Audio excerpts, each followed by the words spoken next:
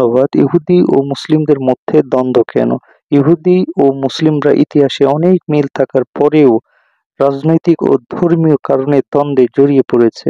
আসুন আমরা জানি তার মূল কারণ কি কি। ধর্মীয় পার্থক্য: ইসলাম ও ইহুদি ধর্ম উভয়ই একাত্মবাদী ধর্ম। তবে নবী, কিতাব ও বিশ্বাসের দিক থেকে মৌলিক পার্থক্য রয়েছে। ঐতিহাসিক বিরোধ: নবী করিম সাল্লাল্লাহু আলাইহি সাল্লাম এর সময় মদিনার ইহুদি গোত্রলোকের সঙ্গে সংঘর্ষ, পরে যুদ্ধ।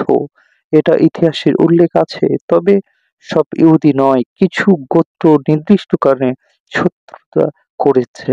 রাজনৈতিক সমস্যা, বিশেষ করে ফিলিস্তিন ইসরায়েল ইস্যু। 1948 সালে ইসরায়েল রাষ্ট্র প্রতিষ্ঠার পর থেকে ফিলিস্তিনিদের ভূমি দখল ও নির্যাতনের কারণে মুসলিম বিশ্বে ইহুদি জাতির বিরুদ্ধে ক্ষোভ বেড়েছে। এই বিভেদ দূর করা যাবে কিভাবে? এটা কঠিন, তবে অসম্ভব কিছু নয়। তার উপায় আমরা নিশ্চয়ই আসুন জানি।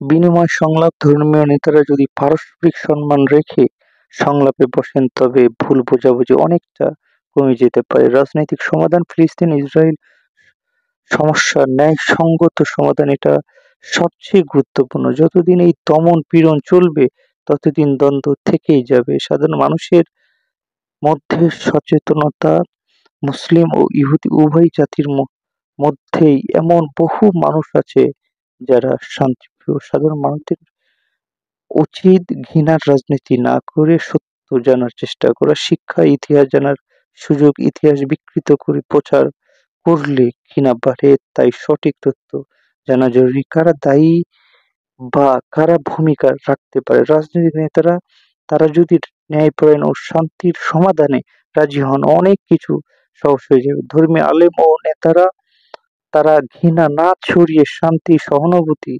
ন্যায়ের বার্তা দিতে পারেন। আমরা সবাই ঘৃণা না ছড়িয়ে মানুষ হিসেবে একে অপরকে বোঝার চেষ্টা করা, এই চেষ্টাটা সবার শুরু করা দরকার। কোরআনের নির্দেশ: আর ভালো ও মন্দ সমান হতে পারে না। তুমি মন্দকে এমন কৌশলে প্রতিহত করো যা উত্তম, তাহলে দেখবে যে যার সঙ্গে শত্রুতা ছিল সে তোমার বন্ধু হয়ে গিয়েছে। সূরা ফুসিলাত আয়াত 41 ও 44 নম্বর।